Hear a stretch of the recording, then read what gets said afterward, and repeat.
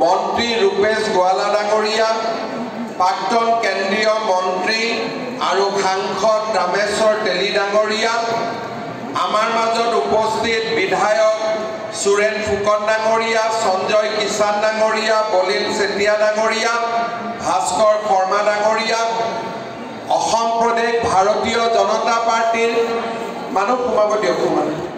ভাৰতীয় জনতা পাৰ্টিৰ সাধাৰণ সম্পাদক পুলক গোহাঁই ডাঙৰীয়া, তিনিচুকীয়া জিলা বিজেপিৰ সভাপতি কুশকান্ত বৰা ডাঙৰীয়া, অসীম হাজৰিকা ডাঙৰীয়া, ভৱেন শৰ্মা ডাঙৰীয়া, শিৱজী ডুবে ডাঙৰীয়া, লক্ষ্য কোঁৱৰ ডাঙৰীয়া, প্ৰবীণ দত্ত ডাঙৰীয়া, দিগন্ত শইকীয়া ডাঙৰীয়া, জ্যোতিমণি মৰাণ ডাঙৰীয়া, মুছাবিৰ হাছান ডাঙৰীয়া, কাজল গোহাঁই ডাঙৰীয়া, জিলা পৰিষদৰ প্ৰাৰ্থীসকল, আই মাতৃসকল, যুৱক যুৱতী, বন্ধু বান্ধৱীসকল আৰু মোৰ সেৱাৰ থলী ৰাইজ,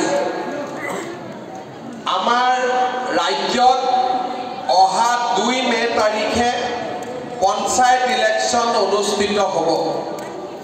অসমত প্ৰত্যেক 5 বছৰে পঞ্চায়ত ইলেকশ্যন অনুষ্ঠিত হয় আৰু এইবাৰো 5 বছৰৰ মূৰত আমি পঞ্চায়ত নিৰ্বাচন অনুষ্ঠিত কৰিবলৈ গৈ আছো।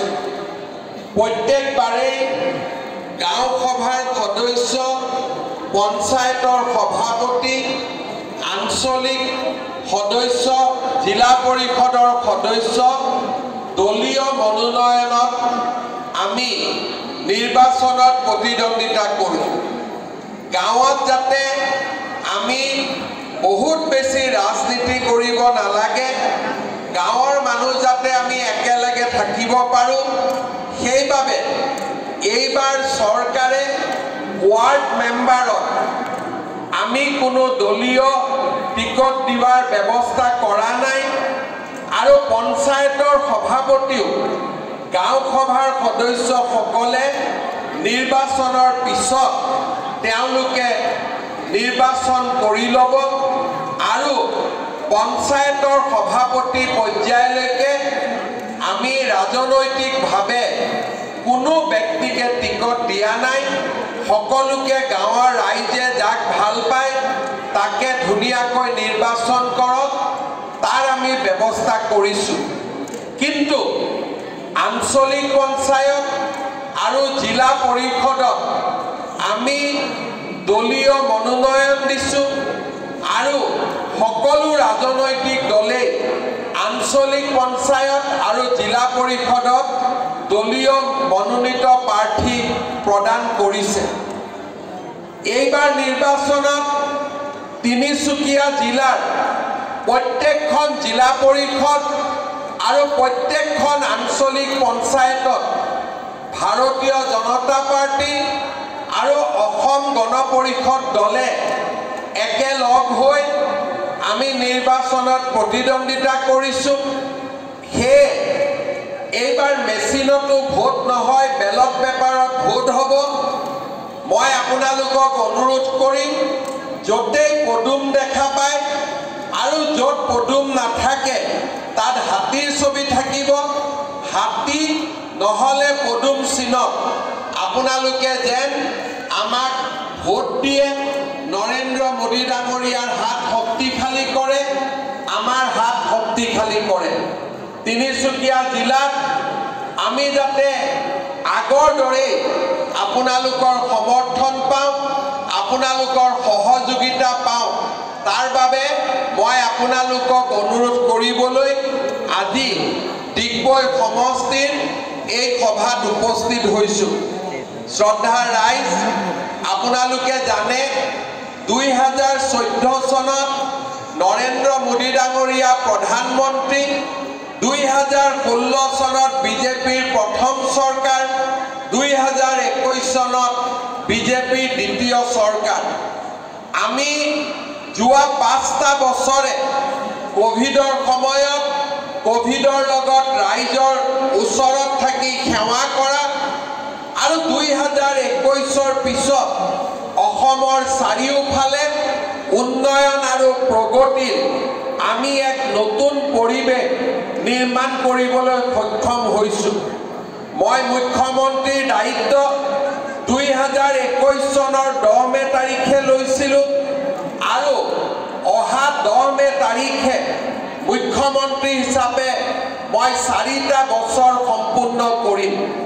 এই 4টা বছৰত আপোনালোকে দেখা পাইছে আমাৰ ৰাজ্যত শান্তি আহিলে, সন্ত্ৰাসবাদৰ উগ্ৰপন্থী সকল প্ৰায়বিলাকে আলোচনাৰ মেজলৈ উভতি আহিলে, ৰাজ্যত চাৰিওফালে আন্দোলন বিবৰ্জিত পৰিৱেশ সৃষ্টি হ'ল, শিক্ষা, সংস্কৃতি, ক্ৰীড়া আৰু আমাৰ ৰাজ্যখন প্ৰগতি আৰু উন্নয়নৰ এক নতুন দিগন্তলৈ ঢাপলি মেলিলে।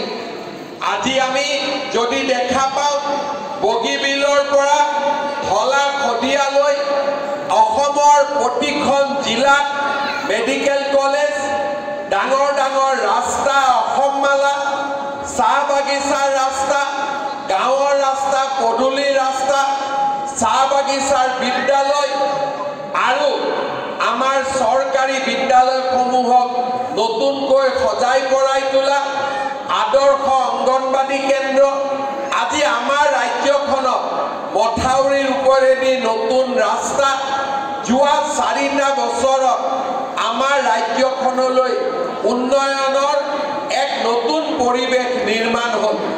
যোৱা কেইটামান দিন আগতে আমি আমাৰ গুৱাহাটীত এডভান্টেজ আছাম আমি সন্মিলন আয়োজন কৰিছিলোঁ। অসমত শান্তিৰ পৰিৱেশ, অসমত এতিয়া উন্নয়নৰ পৰিৱেশ, ভাৰতৰ গোটেই উদ্যোগপতিসকলে আহি অসমত 5 লাখ কোটি টকাতকৈও বেছি বিনিয়োগ কৰাৰ বাবে তেওঁলোকে প্ৰতিশ্ৰুতি দি থৈ গ'ল। আজি আপোনালোকে চিন্তা কৰক, তিনিচুকীয়া, ডিব্ৰুগড় জিলাৰ কিমান ল'ৰা ছোৱালী মাত্ৰ 7,000, 8,000 টকাৰ কাৰণে অন্ধ্ৰপ্ৰদেশ, কৰ্ণাটকত গৈ কাম কৰে, তামিলনাডুত গৈ কাম কৰে, দিল্লীত কাম কৰে। মোৰ লক্ষ্য হ'ল অসমত যদি এবাৰ আমি উদ্যোগ প্ৰতিষ্ঠা কৰিব পাৰোঁ, উদ্যোগীকৰণৰ পৰিৱেশ নিৰ্মাণ কৰিব পাৰোঁ, এই গোটেইবোৰ ল'ৰা ছোৱালী অন্ধ্ৰপ্ৰদেশ, কৰ্ণাটক, তামিলনাডুৰ পৰা আমি লৈ আহি অসমতে চাকৰি দিব পাৰিম। মাকৰ পেটৰ ল'ৰা আমি মাকৰ ওচৰলৈকে উভতাই লৈ আহিব পাৰিম। আজি যিবিলাক ল'ৰা বাহিৰত থাকে, কোনোবা এজন ল'ৰাৰ যদি কিবা কাৰণত মৃত্যু হয়, মৃত দেহটোৱেও মাক বাপেকে চাব নোৱাৰে। কিমান টকাত চাকৰি কৰিব যায়, সিকিউৰিটি গাৰ্ডৰ কাম কৰিব যায়, 8,000, 7,000 টকা দৰমহা। কিন্তু অসমতে যদি আমি উদ্যোগ নিৰ্মাণ কৰিব পাৰোঁ, অসমতে যদি এই 5 লাখ কোটি টকাৰ বিনিয়োগ আমি আনিব পাৰোঁ, আপোনালোকে চিন্তা কৰক, আমাৰ ল'ৰা ছোৱালী 1 লাখ টকাৰ চাকৰি কৰিবৰ কাৰণে বাহিৰত যাওক, আপত্তি নাই, কিন্তু 7,000, 8,000 টকাৰ চাকৰিৰ কাৰণে বাহিৰত যোৱাৰ প্ৰয়োজন নহ'ব। ঘৰৰ ল'ৰা ঘৰতে থাকি চাকৰি কৰিব পাৰিব। আজি তেনেকুৱা দিশলৈ আমি গতি কৰিছোঁ। আজি আমাৰ ৰাজ্যত চৰকাৰী চাকৰিৰ বাবে টকা পইচা দিব নালাগে। আজি আমাৰ গোটেই ৰাজ্যখনতে পঢ়া শুনাৰ পৰিৱেশ নিৰ্মাণ হৈছে, অসংখ্য চৰকাৰী আঁচনি আহিছে আৰু প্ৰথমবাৰৰ বাবে আমাৰ ৰাজ্যত হত্যা, হিংসা, আন্দোলন এই পৰিৱেশক আমি পিছুৱাই পেলাই আজি এখন নতুন অসম নিৰ্মাণৰ দিশত আজি আমি আগবাঢ়িছোঁ। শ্ৰদ্ধাৰ ৰাইজ, আপোনালোকে মনত পেলাওক, 2014 চনৰ আগতে অসমত কংগ্ৰেছৰ চৰকাৰ আছিলে। কংগ্ৰেছৰ চৰকাৰৰ দিনত ঢলা শদিয়াৰ দলং হৈছিলে, বগীবিলৰ দলং হৈছিলে, ৰাস্তা ঘাট হৈছিলে, মেডিকেল কলেজ হৈছিলে, একো হোৱা নাছিলে। কংগ্ৰেছৰ এটাই আঁচনি আছিলে, লুঙি, ধুতি, আঁঠুৱা আৰু সূতা। লুঙিৰ বাদে কংগ্ৰেছে একোৱেই চিনি পোৱা নাছিলে। আজি কংগ্ৰেছে আমাক কয় আমাক ভোট দিব লাগে। কিয় কংগ্ৰেছক ভোট দিব লাগে? কাৰণ আকৌ আমি লুঙিৰ কাৰণে যাতে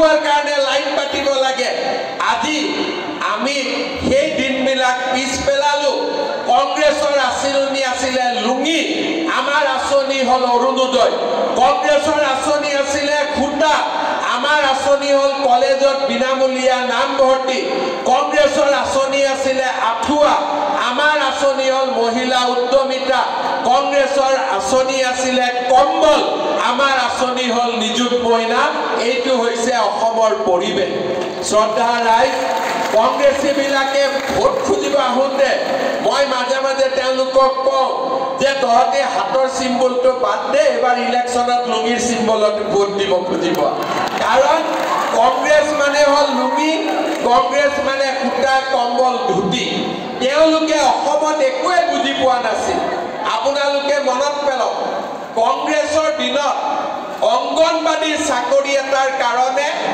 1 লাখ টকালৈকে ঘোষ দিব লাগিছিল চৰকাৰী চাকৰিৰ কাৰণে 5 লাখ 6 লাখ ৰাকেশ পাল এটাইটোৱে হাতীৰ দৰে কিমান টকা খালে কোনেও হিচাপ উলিয়াব নোৱাৰে চৰকাৰী চাকৰিৰ নামত ইমান টকা খালে মোৰ দিনত মই 1.5 লাখ চাকৰি দিলো 1 লাখ টকাকৈ যদি ললোহেঁতেন মোৰ ঘৰত 15,000 কোটি টকা জমা হলহেঁতেন আপোনালোকে হিচাপ কৰিব আৰু চৰকাৰী চাকৰিৰ কাৰণে 1 লাখ টকা দিয়াৰ মানুহৰ কম আছে নেকি দিবনে নাই 1 লাখ টকা যদি মই চাকৰি দিওঁ বুলি কয় 1 লাখ টকা দিবনে নাই মুকু দিলেহেঁতেন কিন্তু আমি আজি অসমৰ দুখীয়া মানুহৰ কাৰণে চিন্তা কৰিছো আমি কৈছো আমাকতো টকা নালাগে আৰু যোনে টকা লয় তাকো আমি জেলত পঠাই দিম আমি কাকো মাফ নকৰো আমাৰ ল'ৰা ছোৱালীয়ে বিনা পইচাত চাকৰি পাব লাগিব আজি অসমত চাওঁতে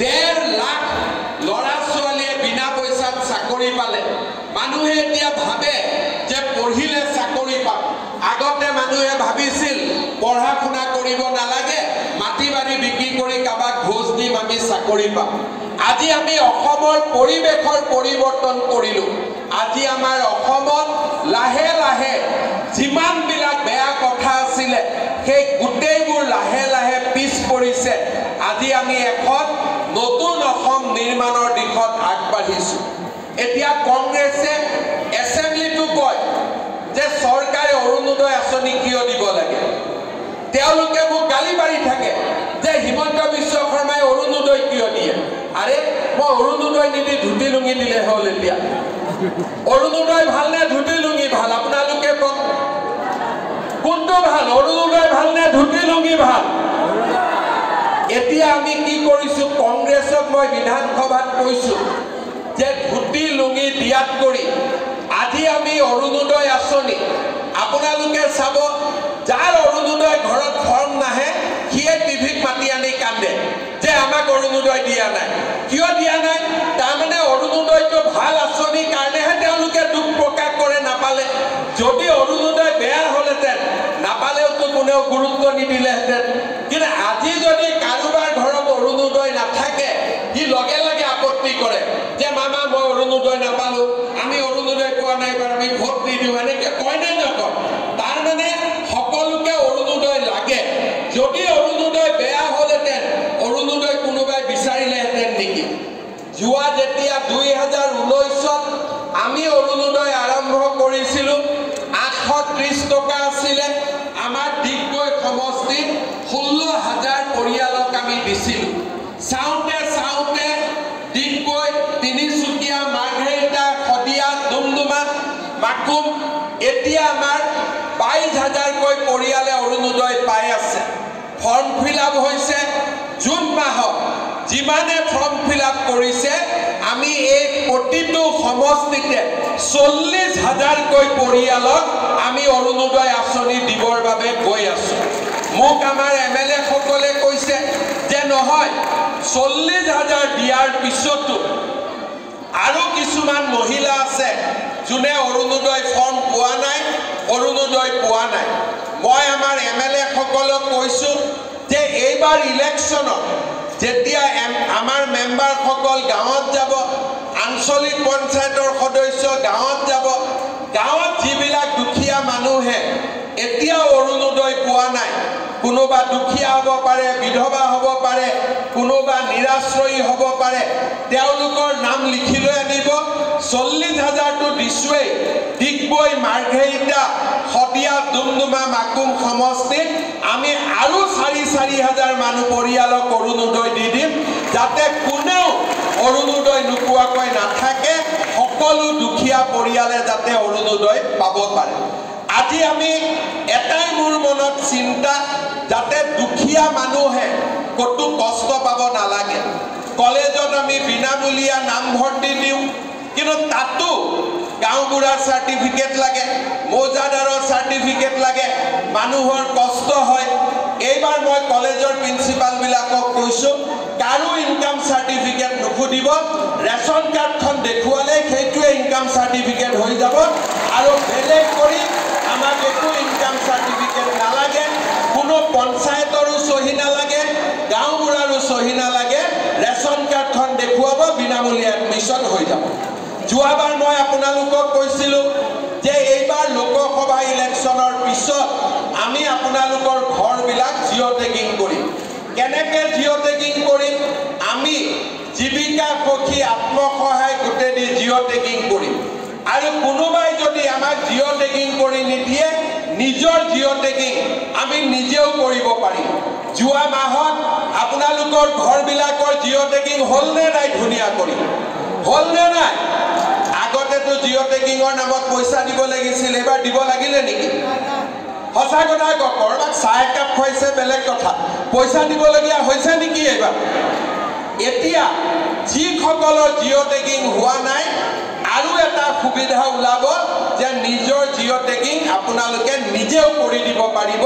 তাৰো ব্যৱস্থা মই ইলেকশ্যনৰ পিছতে কৰি দিম, যাতে কোনো দুখীয়া মানুহে, বাগানৰ হওক, গাঁৱৰ হওক, কোনো দুখীয়া মানুহ যাতে ঘৰৰ পৰা বঞ্চিত হ'ব নালাগে। শ্ৰদ্ধাৰ ৰাইজ, এইবাৰ এপ্ৰিল মাহৰ পৰা ইলেক্ট্ৰিচিটিৰ দাম আমি 1 টকা প্ৰতি ইউনিটত কমাই দিছোঁ। এই মাহত যেতিয়া ইলেক্ট্ৰিচিটিৰ বিল আহিব, আগতকৈ আপোনালোকৰ কম আহিব। যদি ভগৱানে মোক শক্তি দিয়ে, মই নৱেম্বৰ মাহত আৰু 1 টকা ইলেক্ট্ৰিচিটিৰ দাম কমাই দিম, যাতে আমাৰ দুখীয়া মানুহে কোনো কথাতে ক'তো চিন্তা কৰিব নালাগে। ধুতি লুঙিতকৈ ভালনে নাই কওক? ধুতি লুঙিতকৈ ভালনে নাই কওক? আজি মেট্ৰিকৰ ফৰ্ম ফিল আপ কৰোঁতে টকা দিব নালাগে, এডমিশ্যন দিওঁতে টকা দিব নালাগে।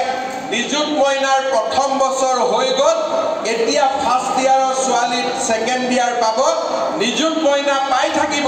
আৰু যিবিলাকে ফাৰ্ষ্ট ইয়াৰত এডমিশ্যন ল'ব, তেওঁলোককো আমি নিযুত মইনা দিয়া আৰম্ভ কৰি দিম। এতিয়া কিছুমানে মোক কয়, ছোৱালীয়েতো পালে ল'ৰাইকো দিব লাগে, ল'ৰাবিলাকে একো পোৱা নাই। মাজে মাজে ল'ৰাবিলাকে মোক কৈ থাকে যে মামা আমাকো দিয়ক। এইবাৰ মই ল'ৰাবিলাকৰ কাৰণে 2টা আঁচনি আনিছোঁ। এটা হৈছে, ল'ৰা এজনে যেতিয়া BA BSc পাছ কৰিব, চাকৰিটো লগে লগে নাপায়, মাকৰ পৰাও পইচা খুজিব বেয়া পায়, দেউতাকৰ পৰাও পইচা খুজিব বেয়া পায় যে মই BA পাছ কৰিলোঁ। এতিয়াৰ পৰা চৰকাৰে নিয়ম কৰিছে যে BA পাছ কৰা প্ৰত্যেকজন ল'ৰাক আমি 1 বছৰলৈ বেংকৰ একাউণ্টত 2,500 টকাকৈ দি থাকিম। 2,500 টকাকৈ পাই থাকিব 1 বছৰ। আৰু লগত চাকৰিৰ আৰু এডভাৰটাইজ ওলাব। যিসকলে চাকৰি নাপাব, তেওঁলোকক ব্যৱসায় বাণিজ্য কৰিবৰ বাবে প্ৰতি বছৰে 2 লাখ ল'ৰা ছোৱালীক আমি 2 লাখ টকাকৈ ডাইৰেক্টলি দিম, বেংকত যাব নালাগে। ডিগবৈ সমষ্টিত 300 ল'ৰাই যোৱাবাৰ পাইছে, অক্টোবৰ নৱেম্বৰত আমি 700 আৰু দিম। মোৰ ইচ্ছা হৈছে ডিগবৈ সমষ্টিৰ কমচে কম 5,000 ল'ৰা ছোৱালীক 2 লাখ টকাকৈ দিয়া, যাতে সকলোৱে ব্যৱসায় বাণিজ্য কৰিব পাৰে। ডিগবৈত যেনেকৈ, মাৰ্ঘেৰিটাতো তেনেকৈ, মাৰ্ঘেৰিটাত যেনেকৈ, মাকুমতো তেনেকৈ, মাকুমত যেনেকৈ, আমাৰ শদিয়াতো তেনেকুৱা, শদিয়াত যেনেকুৱা, মাৰ্ঘেৰিটাতো তেনেকুৱা। অৰ্থাৎ হয় চাকৰি পাব, নহ'লে নিজৰ ভৰিৰ ওপৰত নিজে থিয় দি কিবা এটা ব্যৱসায় বাণিজ্য কৰিব। শ্ৰদ্ধাৰ ৰাইজ, মই আপোনালোকক ক'লোঁ যে ৰেচন কাৰ্ড দেখুৱালে এইবাৰ কলেজত এডমিশ্যন পাব। আগত মই কি কৈছিলোঁ যে ৰেচন কাৰ্ড দেখুৱালে বিনা পইচাত চাউল পাব ৰেচন কাৰ্ড দেখুৱালে মেডিকেলত 5 লাখ টকা